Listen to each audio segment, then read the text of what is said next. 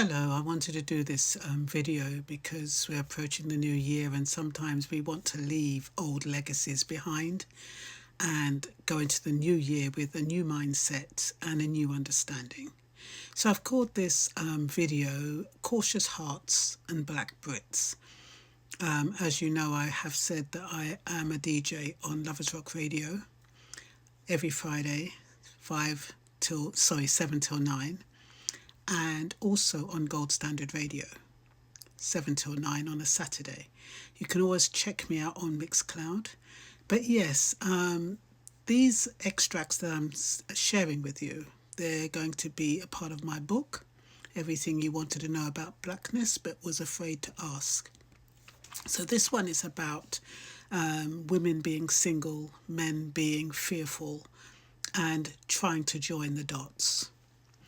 So I walk into a dance on a Saturday night and you notice it immediately. The room is alive with rhythm and the hum of possibility. The crowd is overwhelmingly women, unless it's a Fat Man Dance Apollo or one of Dan Rogers' dances. Then maybe you'll see more men. Most of the women in raves I go are in their 50s, 60s, 70s, dressed to celebrate, confident and independent.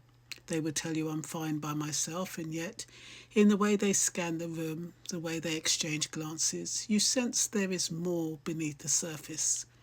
Curiosity, playfulness, maybe even a spark of hope. They live alone now.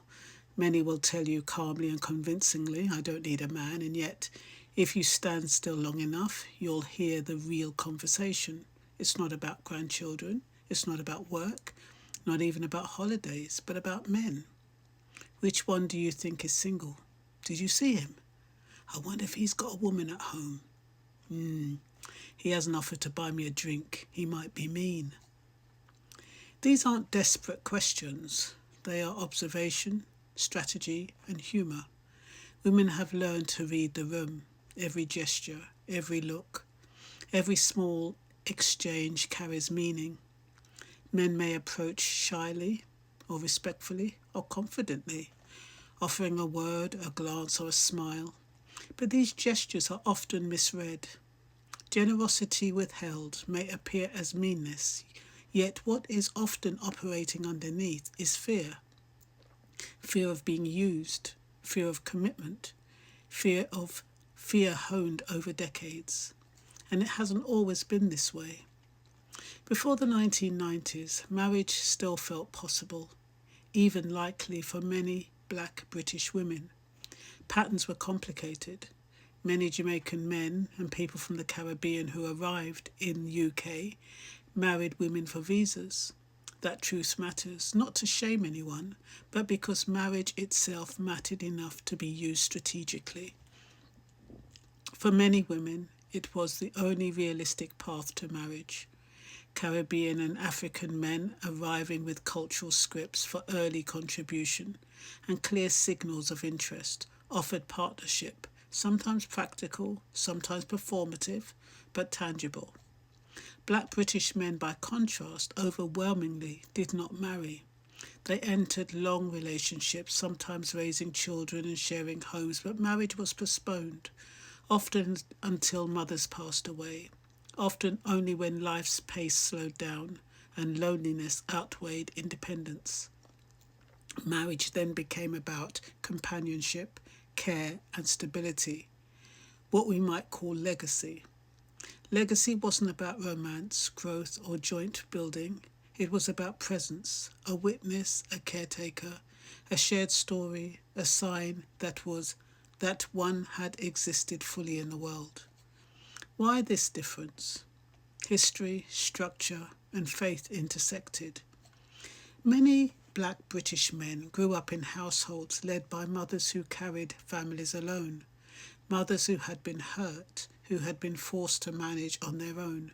They loved fiercely but warned constantly. Watch women.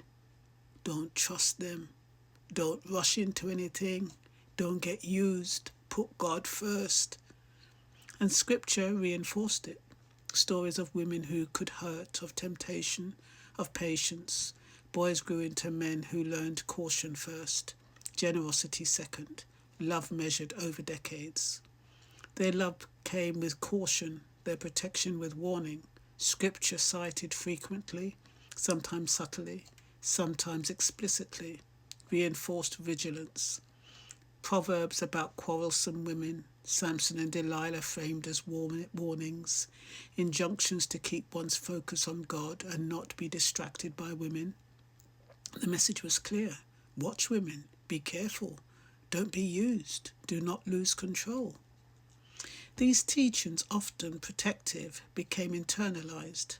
Boys grew into men who entered relationships guardedly, where watching became a lifelong posture. Discernment was conflated with survival.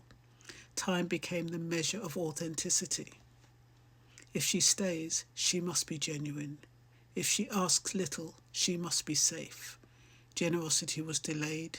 Provision, when offered, was measured, conditional, often practical rather than financial. Men's fear was invisible to women, who had learned patterns of withdrawal and endurance over decades. And women in turn adapted. They stopped asking. They became self-reliant. They paid their own way, fixed their own homes, carried their emotional lives alone. By the time a man's cautious generosity appeared, women had often learned to live without it. Independence was no longer just a preference. It was survival. So when women say he might be mean, they're rarely judging a man's heart. They're reading a pattern, a shorthand for he's slow to give, reluctant to commit, likely to require me to carry more than I should. And men, meanwhile, see themselves as acting responsibly, protecting themselves, honouring maternal and spiritual guidance. Two truths exist in the same moment, unspoken, unresolved. Dances and gatherings then became something extraordinary. They are spaces where women and men negotiate centuries of history, culture, faith, and fear without speaking the full story.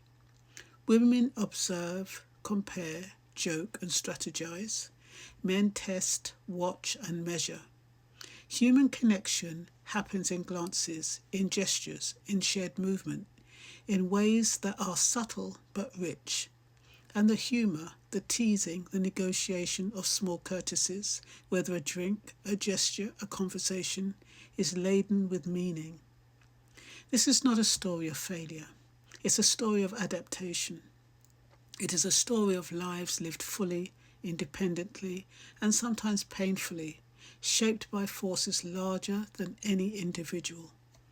Economic exclusion, matrifocal family structures, faith taught through caution, and masculinity delayed by circumstance, all converge in the quiet decisions of daily life.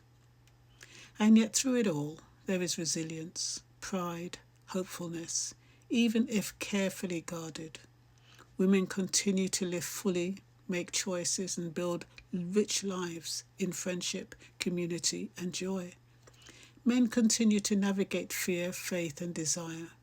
And in the spaces where they meet imperfectly but meaningfully, there is still room for connection, recognition, and perhaps even gentler ways of loving, sooner rather than later.